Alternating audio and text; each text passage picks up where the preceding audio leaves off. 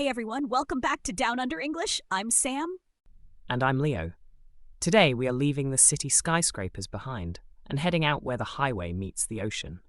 We are diving into coastal escapes and Australian nature. That's right. Australia is world famous for its outdoor lifestyle, but navigating a road trip or dealing with the local wildlife requires a very specific set of language skills. I love a good road trip, Sam, but I have to admit, the first time I drove across the Seacliff Bridge and looked down at that massive drop, my hands were absolutely sweating on the steering wheel. It is incredibly high up, Leo. But whether you're pulling over at a sweeping coastal lookout or learning how to survive a walk to the shops during spring, mastering these lifestyle and safety phrases is a massive step towards speaking like a true local. Over the next 10 micro lessons, we are going to break down everything from driving idioms and road trip phrasal verbs to crucial nature warnings and classic wildlife slang. Let's jump straight into our first module and look at some essential phrasal verbs for hitting the open road. Let's go. Planning an epic Australian coastal drive? Make sure you pack these essential road trip phrasal verbs. Let's look at phrasal verbs for navigating a coastal road trip. Welcome back to Down Under English. Today we're getting behind the wheel. Leo, when you're packing up the rental car to go south, what's the first thing you do? You need to head down the coast early to beat the traffic, and make sure you stop to fill up the petrol tank before you hit the highway. Smart move. And when you see a stunning ocean view over the cliffs, you'll want to find a safe spot to pull over. Pulling over means moving your car to the side of the road to stop. Just make sure you look out for winding turns on those narrow coastal roads. There is nothing worse than missing a spectacular lookout because you forgot to pull over in time, Leo. Exactly, but notice how smooth it sounds when you link them. Let's fill up before we head down. It flows beautifully.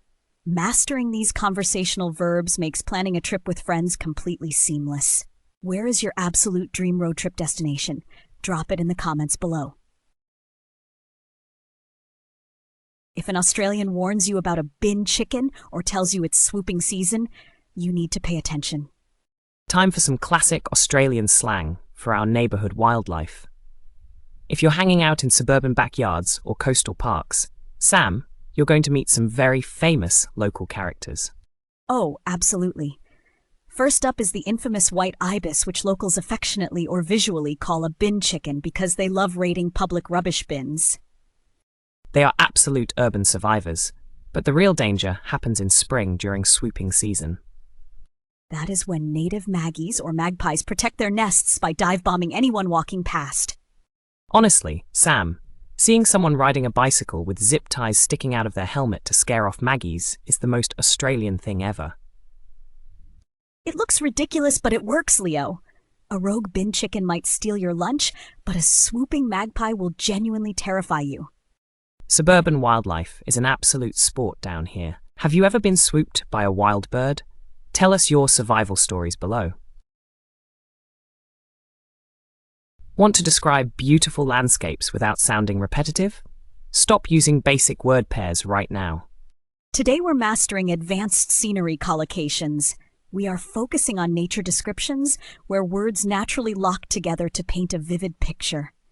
Right, you don't just see a long view. When you stand on top of the Illawarra Cliffs, you get a sweeping view of the Pacific Ocean. Beautiful. And the coastline itself isn't just rocky. It features a dramatic, rugged coastline carved out by the crashing waves. If you stop at a high vantage point like Bald Hill, you are treated to a spectacular panoramic lookout. It sounds so much more evocative when you use the precise pairings, Leo.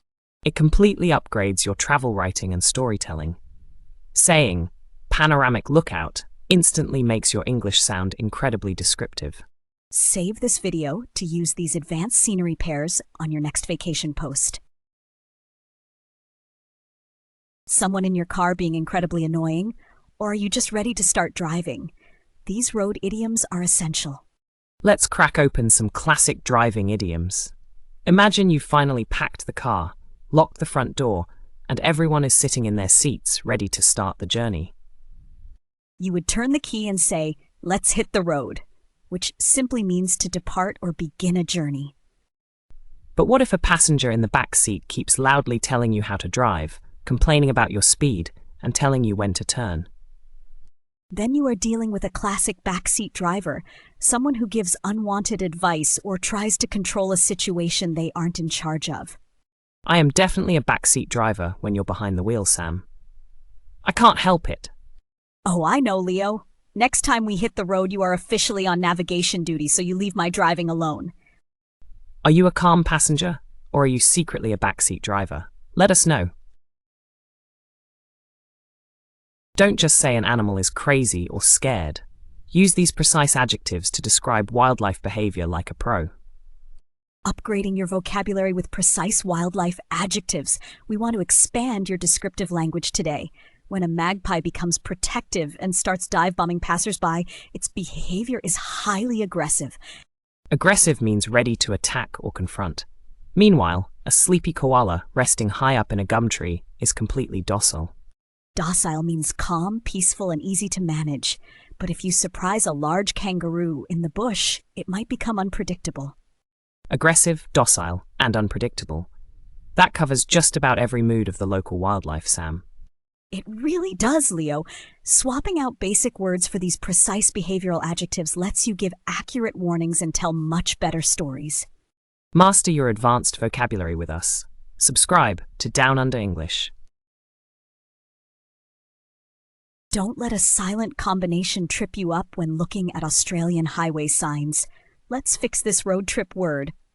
Let's perfect your accent for tricky geographical pronunciation. A lot of language learners look at coastal maps and stumble on the word for a high place where you watch the view. We spell it L-O-O-K-O-U-T, and while the words are simple, people often split them up. Aussies smash it into a single fluid compound word, lookout. Exactly. Put the strong stress on the first syllable look and let the out drop off quickly. Let's practice lookout. Don't pause in the middle. It's not a lookout, it's a scenic lookout. Keep it tight. Keep it connected. Nail that single word rhythm and you'll sound like a local giving directions on the highway. Practice your accent with our daily shorts. See you tomorrow. Are you driving on a bridge or over it? Let's sort out your nature and road trip prepositions. Sorting out your environmental markers and prepositions. Leo, when you're taking a scenic drive along the coast, where exactly is the car moving? You drive along the Grand Pacific Drive, travel across the Seacliff Bridge, and pull over at a cliffside lookout. Perfect. And if you decide to stretch your legs in nature, you walk through the coastal rainforest and look out over the ocean. Exactly. Just make sure you don't park your car under a tree where a heavy branch might fall. Getting these prepositions right makes your travel stories sound completely natural, Leo. It really does, Sam. Tell someone you drove through a bridge instead of across it, and they'll think you crashed into the water. Which movement preposition do you find the trickiest? Tell us in the comments. Let's string our road trip and wildlife vocabulary into a quick story to see how it flows in real life. Putting it all together with an outdoor storytelling breakdown. Last weekend, Chloe and Tom decided to hit the road early and head down the stunning south coast. They drove across the spectacular Seacliff Bridge and pulled over at a panoramic lookout to enjoy the sweeping views of the rugged coastline.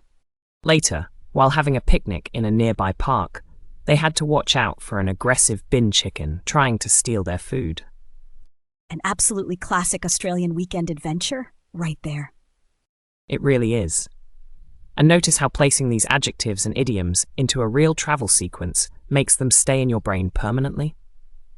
It turns random vocabulary into a memorable roadmap for your mind. Try writing your own short coastal adventure story using one of today's words below.